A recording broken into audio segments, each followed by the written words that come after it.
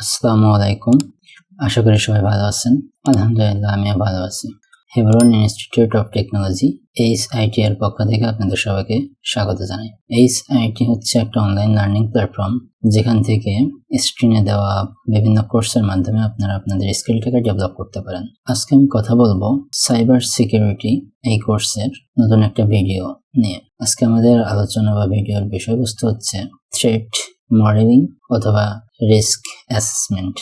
দেখেন, সাইবার সিকিউরিটিতে আমি যে বিষয়টা এর আগে বলছিলাম, সাইবার সিকিউরিটিতে ভালনারেবিলিটিস, থ্রেটস এবং কনসিকুয়েন্সেস এই জিনিসগুলার মাল্টিপ্লাই করেই কিন্তু রিস্কটা অ্যাসেস করা হয়। ঠিক আছে, এই তিনটার মাল্টিপ্লাই ইকুয়াল কিন্তু রিস্ক। দেখেন, যে যাই বলুক, যেখানে যাই লেখা থাকুক না কেন, বাস্তবতা কিন্তু একটু ভিন্ন।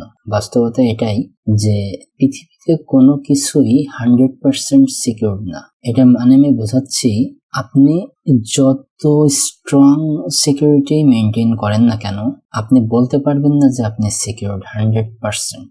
একটা কথা সবসময় মনে রাখবেন, পৃথিবীতে কোনো কিছুরই কিন্তু 100% সিকিউরিটি যেমন হয় না, ঠিক তেমনই কিন্তু এমন কোনো কিছু নাই যে সেখানে 0% রিস্ক থাকে না, তাই না? 100% সিকিউরিটি যেমন হয় না, 0% রিস্ক নাই এটাও বলা যায় না। তারপরেও সাইবার সিকিউরিটিতে আমরা চেষ্টা করি, একটা প্রজেক্ট যখন আমরা হাতে নিই তখন চেষ্টা করি আমরা আমাদের সাধ্যমতো সিকিউরিটির রুলস অ্যান্ড রেগুলেশন মেনটেন করে সাধ্যমতো চেষ্টা করা প্রপার্টি বা অ্যাসেটটার সিকিউরিটি দেওয়ার জন্য চেষ্টা করা হয়। এই সিকিউরিটি দেওয়ার ক্ষেত্রে বিভিন্ন ধরনের মেজারমেন্ট আছে। আপনাকে ওই মেজারমেন্টটা হয়তো আমি কিছু উদাহরণ দিয়ে বোঝাইতে পারবো, কিন্তু আমি টোটাল জিনিসটা আপনাকেই বুঝতে হবে। সিকিউরিটি, আপনি যেই অ্যাসেটটার সিকিউরিটি দিচ্ছেন বা যেই প্রসেসটার সিকিউরিটি দিচ্ছেন বা যেই ডিপার্টমেন্টের সিকিউরিটি দিচ্ছেন, যেইটারই সিকিউরিটি দেন না কেন, আপনাকেই চিন্তা করে বের করতে হবে আপনি এই প্রসেসটা বা ডিপার্টমেন্টটা বা অ্যাসেটটা বা ডকুমেন্টসটার কোন বিষয়টাকে হায়ার প্রায়োরিটি দিবেন। এখানে আপনাকে সিলেক্ট করে নিতে হবে। এখন আপনি কিন্তু যে জিনিসটারকে হাইয়েস্ট সিকিউরিটি দিতে চাচ্ছেন সেখানে বেশি ওভার বার্ডেন কিছু রাখা যাবে না, এক কথায়। ঠিক আছে, এটা বিভিন্ন জন বিভিন্ন রকম ভাবে ব্যাখ্যা করে, বাট মোট কথা হচ্ছে আপনাকে লেয়ার আকারে যে সব থেকে বেশি কনফিডেন্সিয়াল সেই ক্রেডেনশিয়াল গুলাকে হাইয়েস্ট প্রায়োরিটি দিতে হবে। তার নিচে সেগুলাকে একটু কম প্রায়োরিটি, তার নিচে এগুলাকে আরেকটু কম, এবং কিছু কিছু অ্যাসেট থাকে যেগুলোর তেমন কোনো সিকিউরিটির প্রয়োজন হয় না, সেগুলোকে অবশ্যই ইগনোর করা যেতে পারে। কিছু কিছু অ্যাসেট থাকে এরকম। তো এই জিনিসগুলো আপনাকেই একটা প্রজেক্ট হাতে নেওয়ার সময় বা একটা প্রজেক্টে ইনভলভ হওয়ার সময় এটা আপনাকেই মাথায় নিয়ে নিতে হবে। ঠিক আছে, আর অলওয়েজ প্রজেক্ট রানিং থাকা অবস্থায় অলওয়েজ আপনার মাথায়তে এটাই থাকতে হবে। ঠিক আছে, যে হায়ার প্রায়োরিটি কোনটা, কোন পারপাসটা হায়ার প্রায়োরিটিতে যাবে। ঠিক আছে, এগুলা সবসময় মেনটেন করতে হবে। আরেকটা জিনিস আপনাকে খেয়াল রাখতে হবে যে এই থ্রেট মডেলিং এর ক্ষেত্রে খুব গুরুত্বপূর্ণ, সেটা হচ্ছে যে আপনার যেই ডকুমেন্টসটা বা আপনার যেই অ্যাসেটটাকে সিকিউরিটি দিবেন বা আমরা দিব, সেখানে কয়েকটা প্রশ্ন আপনাকে মাথায় রাখতে হবে। তার ভিতরে প্রথম প্রশ্ন যে এই অ্যাসেটটা যদি আল্লাহ না করুক, যদি এই অ্যাসেটটা মিস ইউজ হয়ে যায়, হ্যাকারদের কাছে চলে যায়, তাইলে পরে কোন কোন ধরনের ক্ষতির সম্মুখীন আপনি হবেন,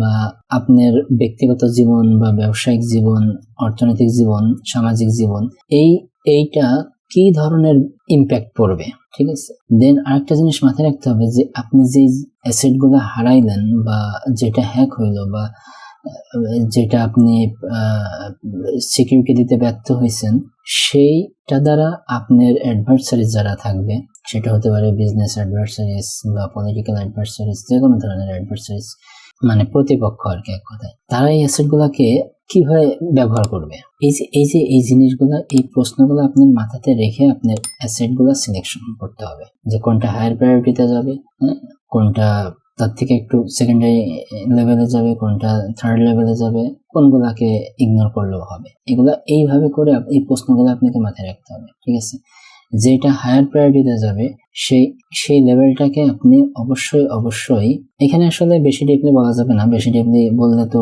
মানে কোর্সের স্টেপ বাই স্টেপ আসলে তখন আপনারা ভালো বুঝতে পারবেন। এখন ডিপলি হয়তো বলা যাবে না, বললে হয়তো বুঝবেন না আপনারা। তো আমি যে জিনিসটা বলার চেষ্টা করতেছি যে সিকিউরিটি, আপনি যখন একটা প্রজেক্টে বা একটা টিমে যখন সিকিউরিটি কন্ট্রোলার হিসাবে কাজ করবেন, তখন আপনাকে এই ভালনারেবিলিটিস, থ্রেট, তারপরে কনসিকুয়েন্সেস, এই জিনিসগুলো মাথায় রেখেই আপনার রিস্কটা হিসাব করতে হবে সবসময়, অলওয়েজ। ঠিক আছে, আমি একটা উদাহরণ দিই যে সাপোজ মনে করেন যে আপনার একটা ল্যাপটপ চুরি হয়ে গেছে। সাপোজ ল্যাপটপটা চুরি হওয়ার পরে আপনার ওই ল্যাপটপের ভিতরে অনেক ক্রিডেনশিয়াল ছিল, অনেক ইম্পর্টেন্ট ডকুমেন্টস ছিল, যে জিনিসগুলো হারিয়ে গেলে আপনার জন্য খুবই ক্ষতিকর। তো এখানে ল্যাপটপটা যে চুরি করলো, তাই না, সে আপনার অ্যাডভার্সাইজ, প্রতিপক্ষ, সে আপনার ক্ষতি করতে পারে। কিভাবে ক্ষতি করতে পারে? আপনার ডেটাগুলো বা আপনার তথ্যগুলো সে হাতায় নিতে পারে। তাইলে এটা হচ্ছে আপনার যে মানে কি বলে ভালনারেবিলিটিস, তাই না?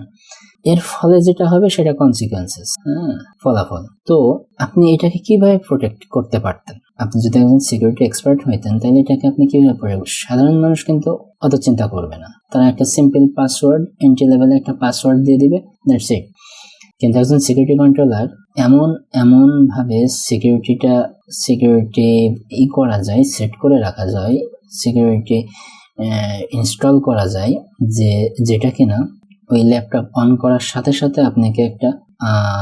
আপনার একটা পারমিশন চাবে, এবং পারমিশন না দিলে আপনি ঢুকতেই পারবেন না। পারমিশন চাবে আপনি যখনই ওকে করবেন, তখনই আপনার কম্পিউটার ভিতর থেকে যত মানে আপনি যেগুলাকে ইন্ডিকেট করে রাখছিলেন, যে তথ্যগুলো, সেই তথ্যগুলোর সাথে সাথে মুছে যাবে। আর যদি আপনি চান যে না আপনার পুরো সিস্টেম ক্র্যাক করবে, সেটাও করে দেওয়া সম্ভব। ওই পারমিশন ক্লিক না করলে সে ঢুকতে পারতেছে না, ক্লিক করার সাথে সাথে সমস্ত ডেটা চলে যাবে। ঠিক আছে, সো মানে এই যারা সিকিউরিটি এক্সপার্ট, তারা কিন্তু এইভাবে চিন্তা করবে যে ওকে ফাইন, আমার জিনিসটা হারাই গেছে, ওকে ঠিক আছে, হারাই গেছে, তেমন কোনো চিন্তা নাই। অনেক সময় কিন্তু ল্যাপটপ হারাই গেছে এই চিন্তার থেকে বেশি চিন্তা থাকে যে ডকুমেন্টস গুলো ল্যাপটপে আছে সেগুলো বেশি প্রায়োরিটি পায়। তো আপনি যদি একটা সিকিউরিটি কন্ট্রোলের ইনস্টল করে রাখতেন আপনার ল্যাপটপে, তাহলে কি হইতো, ওই ল্যাপটপটা যে চুরি করবে বা যে পাবে, সে ওই ল্যাপটপ অন করার সাথে সাথে একটা পারমিশন চাবে যে ওকে, আপনি যদি ঢুকতে চান, ল্যাপটপ অন করতে চান, তাইলে ওকে বাটনে প্রেস করুন।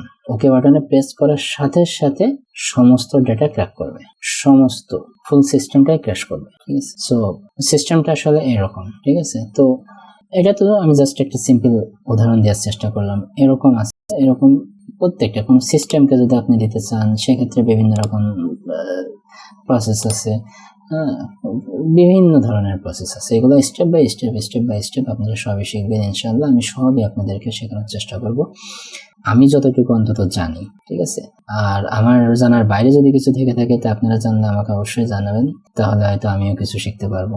যাই হোক, তো এটাই ছিল থ্রেট মডেলিং বা রিস্ক অ্যাসেসমেন্ট নিয়ে। তো যাই হোক, নেক্সট দিন আমরা নতুন কোনো ভিডিও নিয়ে আবার আপনাদের সামনে হাজির হব।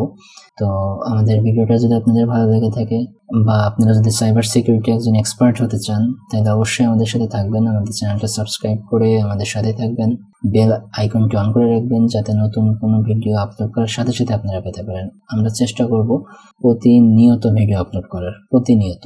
ঠিক আছে, আমার এই চ্যানেল থেকে আমি প্রতিনিয়ত অন্তত 2টা ভিডিও আপলোড করার চেষ্টা করব। তো আপনারা সাবস্ক্রাইব করে আমাদের পাশে থাকবেন। একটা ভিডিও তৈরি করতে আসলে অনেক কষ্ট হয়, অনেক পরিশ্রম যায়। তো আপনারা যদি সাবস্ক্রাইব করেন, তাহলে সেক্ষেত্রে আমাদের হয়তো পরিশ্রমটা একটু সার্থক হয়। যাই হোক, আর সাবস্ক্রাইব করলে অবশ্যই আমার চ্যানেলটাও গ্রো করবে, এটা একটা বড় কারণ। তো আপনাদের যদি ভালো লেগে থাকে তো সাবস্ক্রাইব করবেন, ভালো না লাগলে দরকার নাই। ঠিক আছে, কারো বিরক্তির কারণ হতে চাই না। ঠিক আছে, তো সবাই ভালো থাকবেন, সুস্থ থাকবেন। ধন্যবাদ সবাইকে।